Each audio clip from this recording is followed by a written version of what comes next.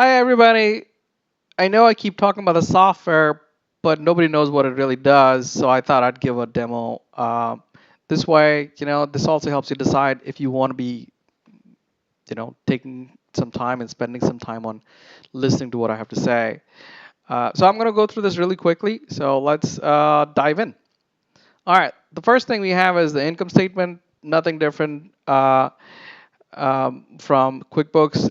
On this form itself, you can tell which business you're working on, so you can select which business you're working on. I'm going to work on AAC2. You can select what dates you want to work on. What that tells the system is that, okay, hey, whenever you're putting or pulling a set of financial statements, pull it for this specific period, uh, and then, not for the last month or whatever. Okay, so I am going to tell it December 1st, 2022 to 12/31/2022. Okay, this one is just every time I click a button, it's going to open a new window. I don't want to do that. So I'm just going to uncheck this for now, and let's dive into it. Uh, Income statement.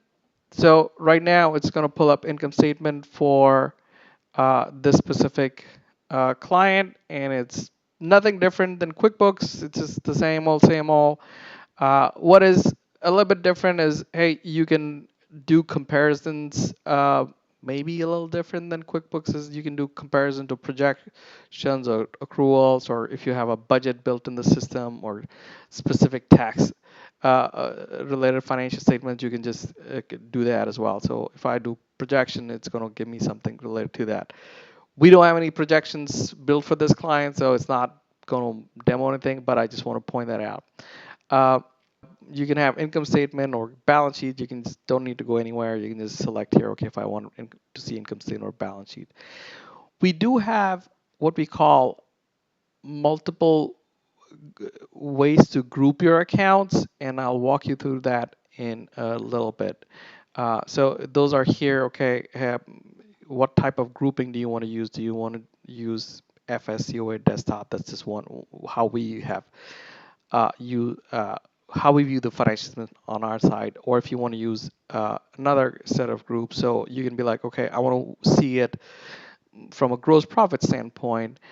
So essentially the system has multiple ways you can use to show the same numbers in different formats. So if there's a management group, they want to see it in a specific way.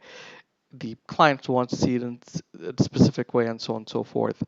Uh, so you can have multiple ways to show the same set of numbers. Um, let's go to business groups. We in this one you can have business groups that, okay, hey, there's a group and then multiple businesses belong to it. So in this case we have this AAC income statement group which has two businesses in it. The way this is useful is when you go back here you can pull up combined balance sheet or combined income statement for it. So if you notice now the two groups that were there in that group are over here. Okay, and then you can have this. Now if you wanted to add another business and get a combined P&L for all the three, the only thing you have to do is basically go back here, and in the business groups, you add this business. I'm just going to add Bob's Dental, and now you have three businesses in that group. And then when you go back here to the combined uh, um, P&L statement, now you get all three of them in there. Now Bob's Dental really doesn't have anything going on. So it's going to show 0, but you can see it, and that way you have a combined P&L. And as I was mentioning earlier about the grouping part, the group, basically you can have it show in that specific group as well in different groups. Okay, so that's what the business group aspect does, and the combined P&L does.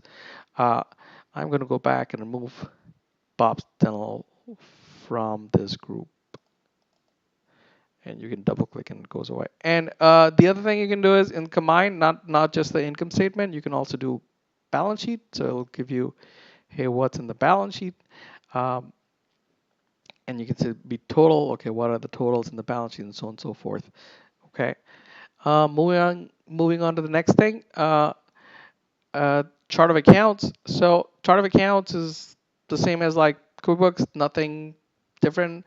What is different is that, so for example, I don't like my um, other current assets to say other current assets. I want to say something else. What you can do is you can go back and change the account grouping view to name it something different. So I'm just going to go back here and I'm going to go back to account groups view. So this is where you define, okay, how do you want the grouping to look like? Okay, I know QuickBooks provides this and other accounting softwares provide this, and it's static. You can't change it, you can't touch it. In our system, you can essentially name it anything you wanted. So for example, in this week you can be like, hey, total current assets, uh, I'm going to just put ABC just to make it a little different. And then you can name it whatever from a total aspect as well. I'm just going to leave that again, ABC. Okay. So now when I say this, it saves it over here. If I go back here and go back to the uh, balance sheet, and now it's going to say other current assets, ABC. Now this group is kind of sort of global. So what it does is it follows to all the other clients that you have on that group. Okay, so keep that in mind. Now we will have one group that is static and you can't change, but you can build a group for your specific situation and for your specific clients, just the way you want them to be, so that you can basically have a grouping or custom grouping that suits your needs instead of having something that is very, very specific to the software vendor. Okay. Next thing, search views. In search view, you can search by just a client. So for example, if I just select AAC2 and put in the dates that, okay, in the month of January 2022, what transactions did you have for this specific text?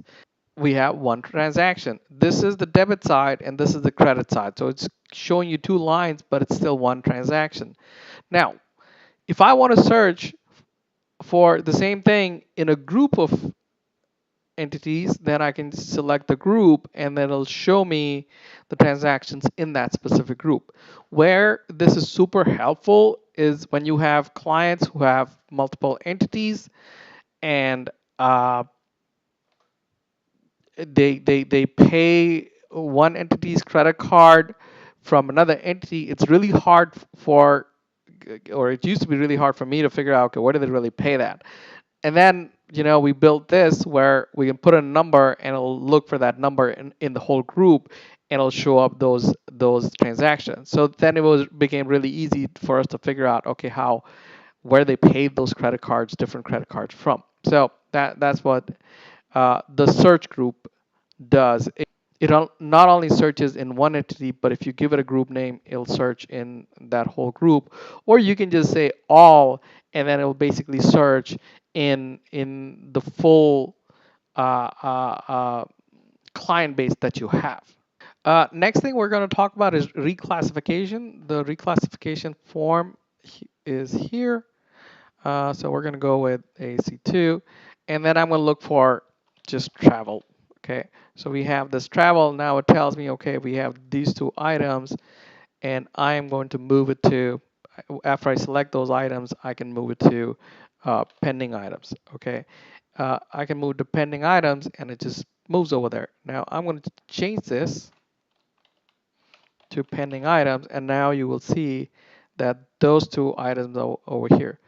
I can change the vendor name for this. If I select those two and I just wanted to put it to 10IT, I can change that. And so click on that and change it to that. I can tell, okay, hey, I want to include or exclude it from there. And then if you notice, this tells you, are these transactions included in the 1099s or not. Right now they're not, but if I say just say toggle, then they are. I'm going to switch it back because those don't belong over there since they're credit cards. Okay. So that's what it does. It just makes your life a little bit easier from reclassing transactions and so on and so forth.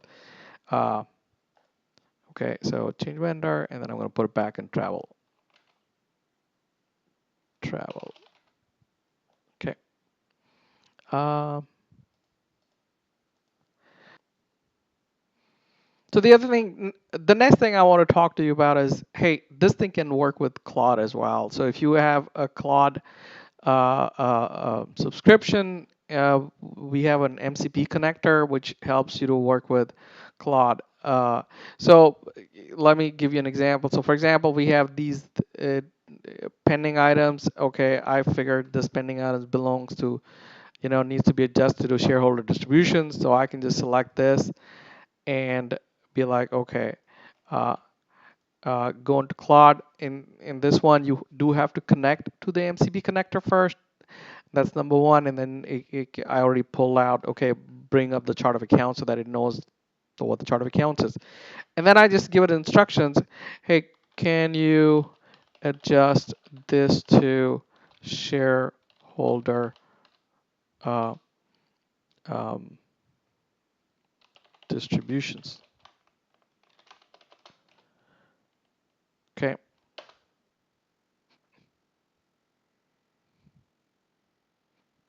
Now, what I've noticed is if you have used the system with Claude before and use the same chat, it's more aware of the tools and what's available. Uh, and then it makes a journal entry and does other things a lot quicker than what it's taking right now.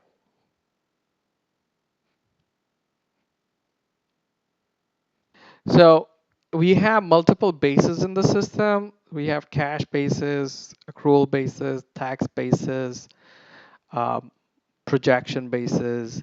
So we have multiple bases. So it needs to know what kind of bases are you going to use to make the journal entry. Uh, this client is in cash basis, so that's what it should use. Let's see what it comes up with.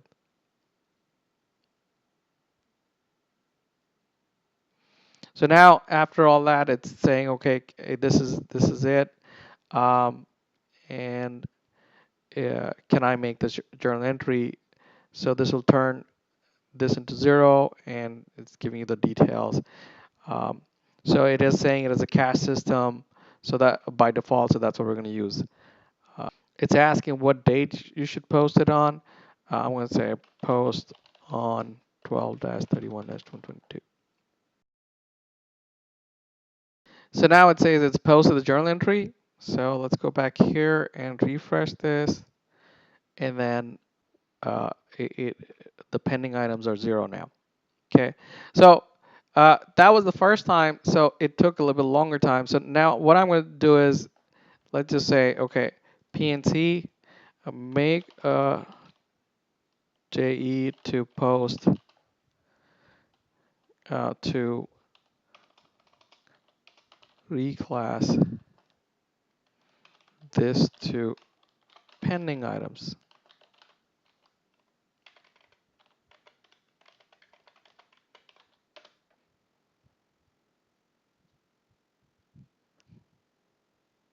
So now it's posted. So the second time around, it's faster just because it has the context for what's happening. So if I go back here, refresh this, now it's moved that to here. So it has the ability to do all the things that we can do in the front end uh, with some limitations it can do with Claude as well. Um, so just FYI kind of a deal. But that's it. I hope this was useful and you enjoyed the presentation.